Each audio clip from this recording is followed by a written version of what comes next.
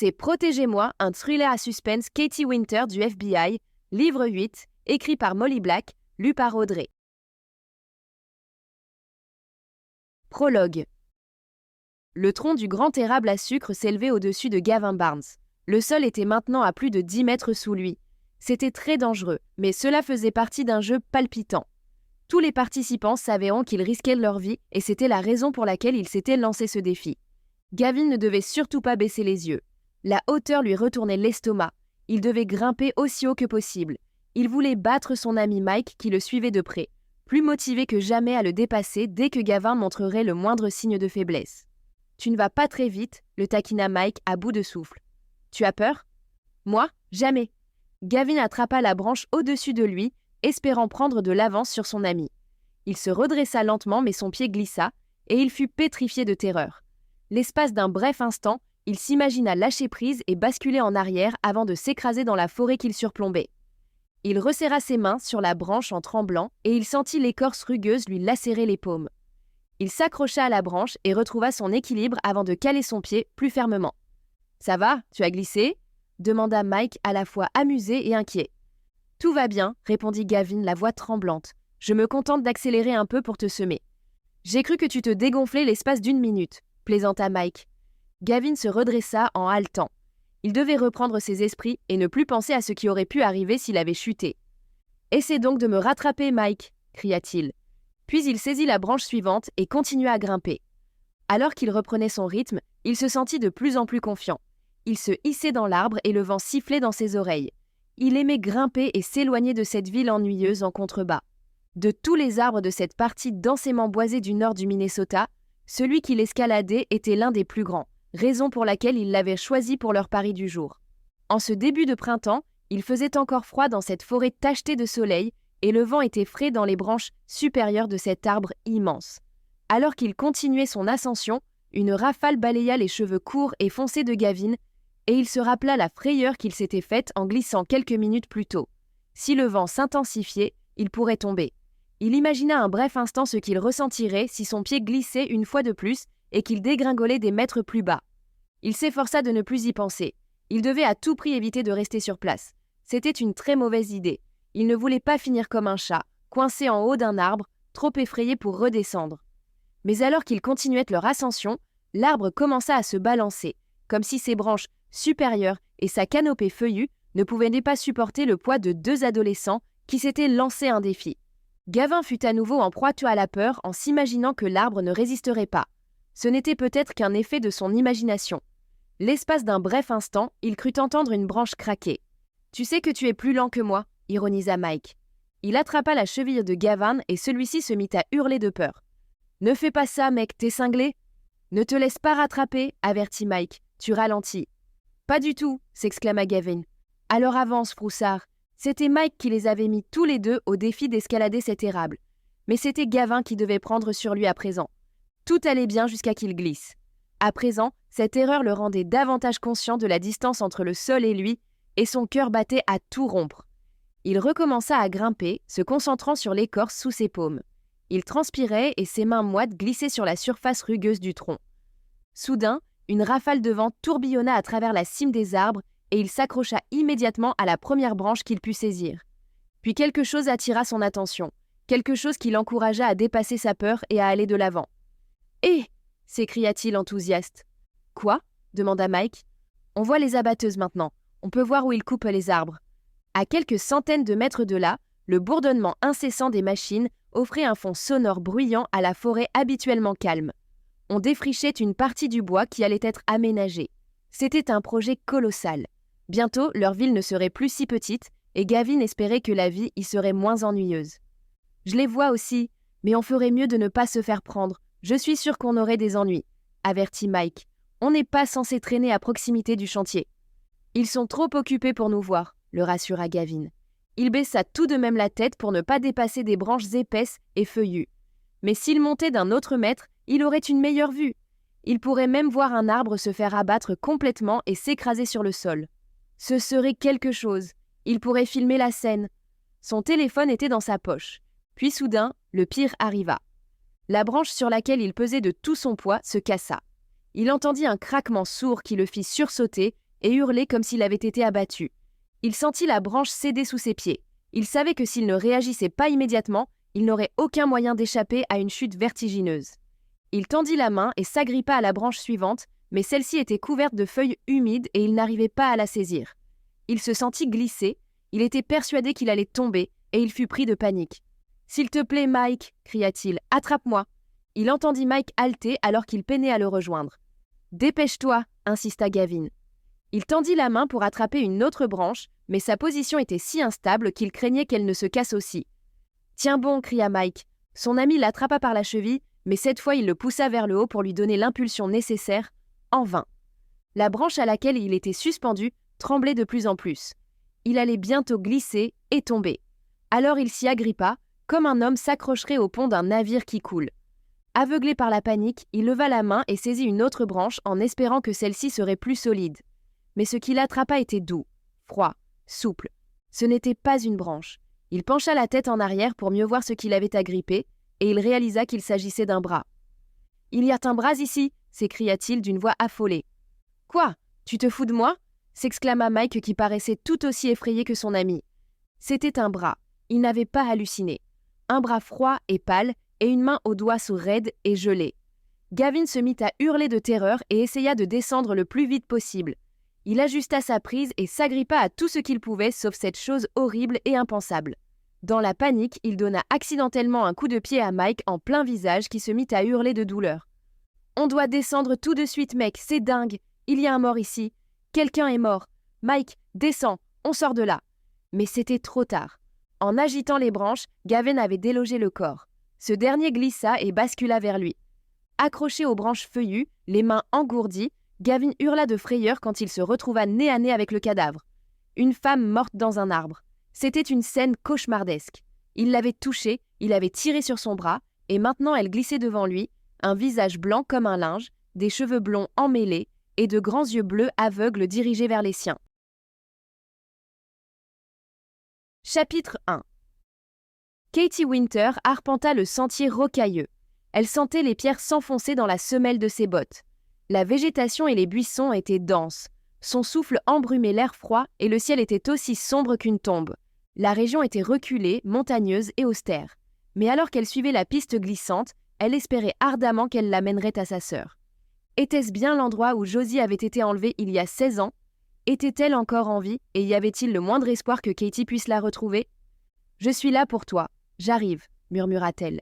Elle se demandait si sa jumelle percevrait sa détermination effrénée à la retrouver. « Je ne t'ai jamais abandonnée, Josie. Jamais. Si tu es toujours en vie, je te retrouverai. Je suis désolée d'avoir mis autant de temps. » Le terrain accidenté qu'elle traversait se trouvait à quelques kilomètres au sud de la frontière canado-américaine, dans l'une des régions les plus sauvages de l'État de New York. La petite ville la plus proche était un minuscule hameau nommé Claire. Le ciel était couvert et même s'il ne neigeait pas, le temps était maussade pour un début de printemps. Une pluie froide tombait et obscurcissait la vue de Katie par intermittence. Elle essuya son visage et tira la capuche de sa veste sur sa tête, même si ses cheveux bruns mi-longs étaient déjà trempés. « Je devais le retrouver », chuchota-t-elle à sa jumelle à travers ses lèvres engourdies. Ce n'était pas facile. Nous ne savions pas ce qui s'était passé. Les parents n'ont pas cherché à savoir et je n'ai pas creusé davantage. Tu le croiras ou non, mais c'est un tueur condamné à perpétuité qui m'a donné cette piste, Josie. C'est lui qui m'a dit qu'il avait vu Gabriel Rath s'approcher de toi alors que tu étais inconsciente sur la berge. Personne d'autre n'a vu ou soupçonné Gabriel à l'époque. Tout le monde pensait qu'Everton, un criminel connu, t'avait assassiné. Et maintenant, je suis toujours à la recherche de Gabriel. Ça m'a pris plus de temps que je ne le pensais. Elle se rapprochait désormais de son objectif. Elle avait obtenu l'avance qu'elle espérait. Elle allait bientôt retrouver la personne qui l'amènerait à cet homme barbu et étrange qui était sur la berge au moment de l'accident de kayak de Josie. Personne n'avait revu Gabriel Rath en ville après cet incident. Personne ne savait où il était allé, excepté une personne. Son ex-propriétaire, Madame Ingham. C'était une femme bavarde et curieuse. Elle avait appris de son locataire qu'il prévoyait de déménager. Cette conversation avait certainement eu lieu bien avant la disparition de Josie. Mais Madame Ingham avait déménagé pour rejoindre sa famille qui vivait hors réseau et Katie avait dû attendre patiemment qu'elle revienne en ville. Puis après quelques semaines, elle avait finalement reçu l'appel qu'elle attendait désespérément. Malheureusement, Katie n'avait pas obtenu d'informations précises de la part de Madame Ingham. Les détails échappaient à l'ancienne propriétaire. Elle s'était efforcée de se rappeler le passé, mais la seule chose dont elle s'était souvenue, c'était qu'il construisait un chalet à une trentaine de kilomètres à l'ouest de Clare, et qu'il allait déménager là-bas quand il serait prêt. D'après lui, c'était un endroit très éloigné, complètement isolé du reste du monde. Il comptait commencer une nouvelle vie là-bas une fois que la construction de son chalet serait terminée.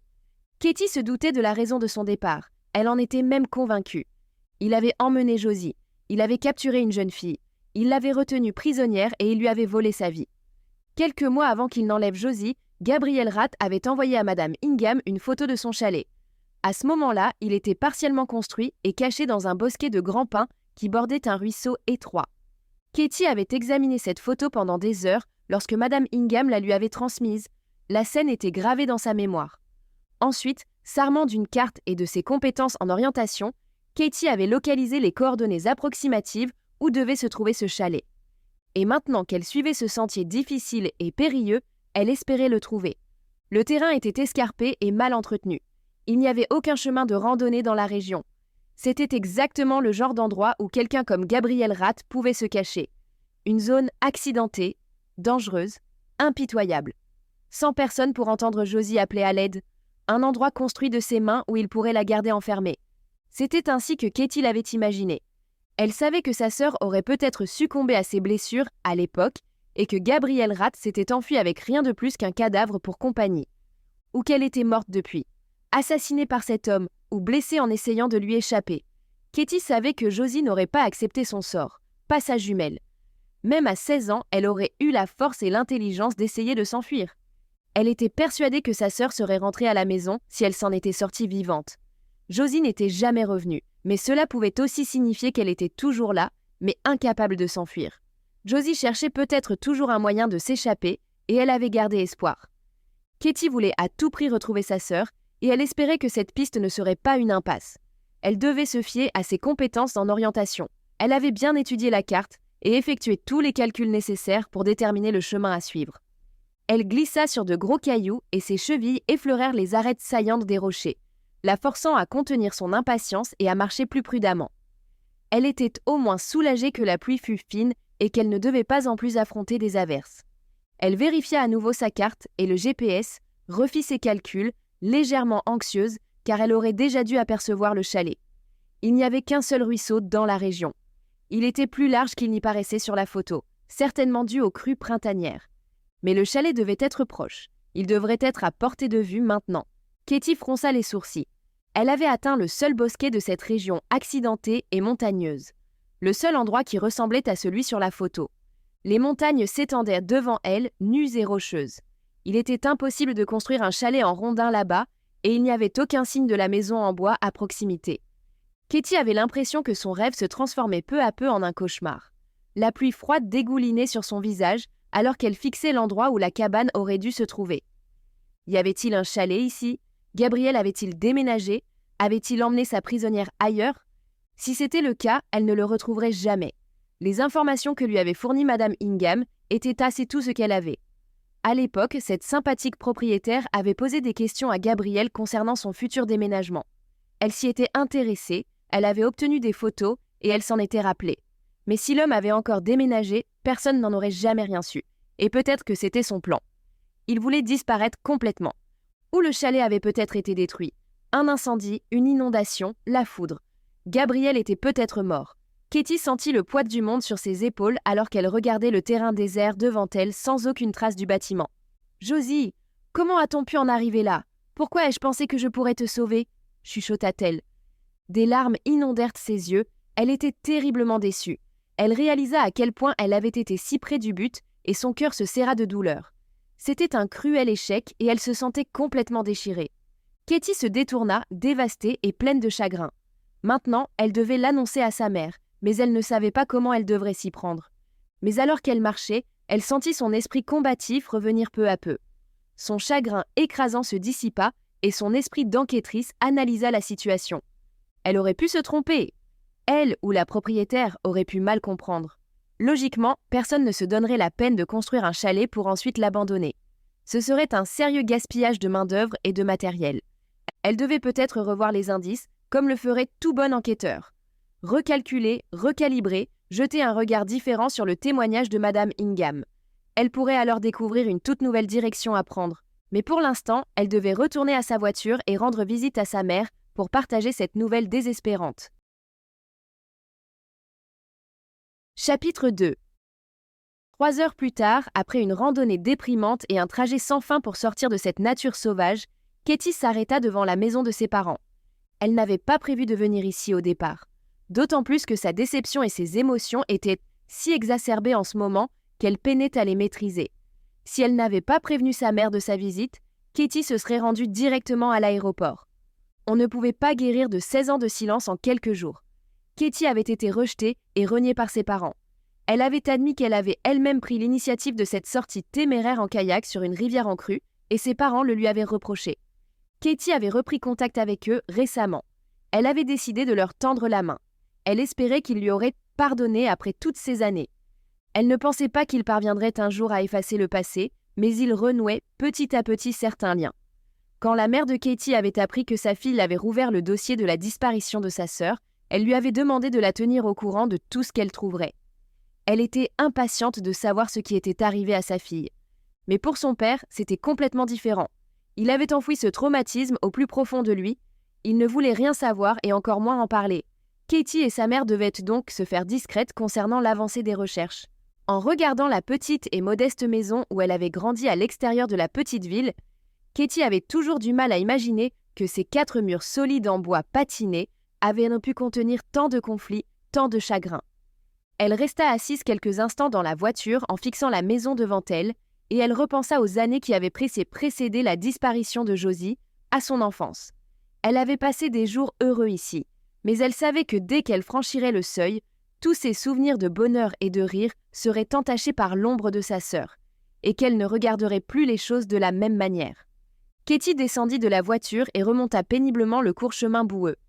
Elle frappa à la porte, nerveuse, et sa mère ouvrit immédiatement. « Katie, merci d'être passée. Tu as des nouvelles ?» Sa mère la regarda d'un air inquiet.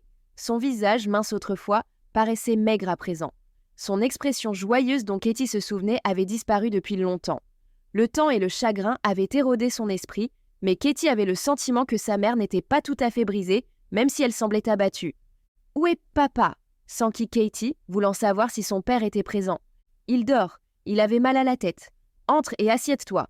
On dirait que tu as passé un bout de temps sous la pluie. » Sa mère observa ses cheveux décoiffés et encore humides alors qu'elle guidait sa fille jusqu'au petit salon. En ce jour pluvieux, un feu brûlait dans le foyer et les flammes vacillantes amenaient une certaine chaleur à cette pièce que Katie avait toujours trouvée si sinistre. « Café, thé ?» demanda sa mère. « Rien, merci », répondit Katie avant de réaliser que sa mère voulait lui apporter quelque chose. « De l'eau, s'il te plaît. Un verre d'eau », dit-elle finalement. Sa mère se pressa d'aller le lui chercher et revint un instant plus tard. Katie le prit, s'installa près du feu et but une gorgée d'eau. « Il y a du nouveau ?» murmura sa mère qui était assise en face d'elle. Elle savait pourquoi sa fille était là. Mais Katie hésita. Sa mère était penchée en avant, ses doigts tapotant légèrement sur ses genoux. Katie la regarda dans les yeux et ressentit un pincement de culpabilité, sachant qu'elle allait détruire ses espoirs. « Maman, j'y suis allée. »« Où es-tu allée ? Tu parles de l'endroit dont tu m'as parlé ?» souffla-t-elle. « Oui. Madame Ingham m'a donné quelques renseignements concernant l'endroit où Gabriel Rath avait déménagé et j'ai pu déterminer la zone de manière approximative, expliqua Katie. « Et tu y es allée ?» s'empressa sa mère de demander. « J'en reviens, mais je n'ai rien trouvé là-bas. »« Que veux-tu dire ?» demanda sa mère en fronçant les sourcils. « Je veux dire qu'il n'y avait aucun chalet là-bas. Je n'ai vu aucune construction en bois là où je le pensais. Madame Ingham m'a décrit une cabane et elle m'a même montré une photo que Rath lui avait envoyée, alors que le chalet était à moitié construit. Mais il n'y avait rien. « Es-tu certaine que c'était le bon endroit ?»« Je le croyais. »« C'est vraiment bizarre, » s'étonna sa mère, la voix tremblante. « Ça n'a aucun sens. »« Non, » répondit Katie en lui lançant un regard inquiet. « Il aurait pu le détruire avant de déménager à nouveau. »« Oui, c'est possible, » soupira sa mère qui semblait découragée. « J'aurais aimé trouver quelque chose, » poursuivit Katie. « J'étais certaine d'être sur la bonne voie. Mais il est aussi possible que Madame Ingham se soit trompée ou que j'ai peut-être omis une erreur, même si j'ai été extrêmement vigilante. Je vais revoir tout ça et déterminer à nouveau l'endroit où il pourrait être. Mais pour le moment, c'est une impasse. Je suis vraiment désolée, maman. » Sa mère enroula ses bras autour d'elle et prit une profonde respiration. Katie pouvait voir l'espoir s'éteindre dans ses yeux. « Ce n'est pas ta faute. J'ai eu tort d'espérer. Je n'aurais pas dû. »« Non, tu n'aurais pas dû », l'interrompit une voix dure et coléreuse. Katie se retourna immédiatement, sentant son cœur s'accélérer. Son père se tenait à la porte du salon, ses cheveux gris ébouriffés, ses yeux rouges et furibonds. « Qu'est-ce que c'est ?» gronda-t-il en passant son regard de l'une à l'autre. « Qu'est-ce qui se passe ici ?» Katie sentit son estomac se nouer. Son père avait découvert leur secret. Il les avait entendus parler. Maintenant, il savait que Katie essayait de découvrir ce qui était arrivé à Josie et partageait certaines informations avec sa mère. C'était un sujet tabou. Son père ne supportait pas d'entendre parler de sa fille, Josie. Et maintenant, il était furieux que Katie se soit confiée à sa mère. Elle pouvait voir la douleur brute de la trahison dans ses yeux. « Je t'avais dit d'oublier tout ça !» ragea-t-il en se tournant vers son épouse. « Ce chapitre de notre vie est clos. L'ouvrir ne fera qu'apporter davantage de chagrin. Je te l'ai répété 1000 fois. Elle est morte. Croire le contraire nous détruira tous les deux. » Figée sous le choc, Katie regarda sa mère fixer son père, les larmes aux yeux. « Je voulais juste savoir, » répondit-elle d'une voix tremblante. « J'ai le droit de demander. Si elle est toujours en vie, je veux le savoir. »« Josie est morte. Elle est morte depuis 16 ans, » cria son père. Katie bondit alors sur ses pieds, incapable de regarder sa mère prendre le blâme une minute de plus. « Papa, c'est moi qui ai décidé de reprendre les recherches, pas maman. Ne lui crie pas dessus comme ça. Tu ne peux pas lui reprocher d'essayer de découvrir ce qui est arrivé à Josie. Il n'y a rien à découvrir. Et si c'était le cas ?» insista Katie, consternée par la fureur de son père, mais déterminée à tenir bon. « Tu n'as pas le droit de penser ça, » gronda son père, le visage empreint de colère. « Ce n'est pas toi qui as cherché pendant des heures et des jours avec la police, jusqu'à ce qu'il soit clair qu'il n'y avait aucune trace d'elle et qu'il n'y en aurait jamais. Pourquoi rouvres-tu de vieilles blessures? Nous avons laissé tout ça derrière nous. » « Non, ce n'est pas vrai. Ce n'est pas du tout derrière vous. Ça vous a détruit et ça vous ronge encore. Vous n'avez pas du tout surmonté cette épreuve. »« Es-tu aveugle à ce point ?» répliqua Katie. Mais il n'était pas prêt à écouter, surtout pas ces mots qui, selon Katie, avaient dû le toucher. « Ce que tu as fait à ma femme est impardonnable. Sors d'ici, sors de ma maison. » Katie sentit sa poitrine se serrer sous le poids douloureux de ses paroles. Elle avait fait un effort, elle avait essayé de faire ce qu'elle pensait juste, mais son père n'y était pas préparé.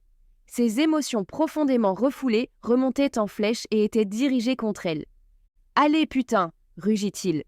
Sa mère, en pleurs, se mit à gémir. « S'il te plaît, arrête ça !» le supplia-t-elle. « Katie est ma fille !» Mais son père tint bon et continua de concentrer sa rage sur Katie. « Je t'ai dit de laisser tomber, je t'ai dit de tout oublier. C'est ça que tu veux, nous détruire ta mère et moi, détruire notre vie?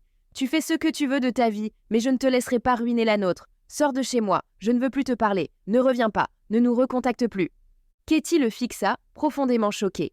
C'était bien pire que ce à quoi elle s'était attendue. Son père paraissait si déterminé et convaincu par ses propos blessants. Elle était impuissante. Rester ici ne ferait qu'envenimer une situation déjà instable. Elle devait partir. Sans un mot, Katie se leva, elle se dirigea vers la porte et sortit de la maison alors que sa mère continuait de sangloter. Katie rejoignit sa voiture d'un pas tremblant. Elle se sentait émotionnellement écorchée. Ses jambes flageolaient. Elle ne pouvait pas croire ce qui venait de se passer. La douleur, le déni, la colère. Elle comprenait pourquoi l'atmosphère avait toujours été si tendue entre elle et ses parents. Les émotions refoulées étaient engourdées comme du poison, toxiques et corrosives. Mais Katie savait qu'elle n'abandonnerait pas. Après cette confrontation, elle était encore plus déterminée à retrouver Gabriel Rath. Elle allait trouver des réponses et tourner définitivement la page, peu importèrent les moyens. Elle comptait bien sortir ses parents du purgatoire dans lequel ils vivaient depuis trop longtemps. Chapitre 3. L'inspecteur Leblanc sortit de son appartement situé sur la rive gauche de la rivière Sainte-Marie. Il habitait à Sault-Sainte-Marie, une ville proche de la frontière canado-américaine. Il vérifia son téléphone et son cœur s'accéléra alors qu'il relisait le texto qui était arrivé quelques minutes plus tôt. C'était un message de Scott, le chef de l'unité transfrontalière pour laquelle Katie et lui travaillaient. « Nous avons une nouvelle affaire, un meurtre. À la frontière du Minnesota, les circonstances du sont étranges. Allez-y dès que possible, soyez prêts à partir après votre briefing. » Leblanc avait hâte d'en savoir plus sur cette affaire.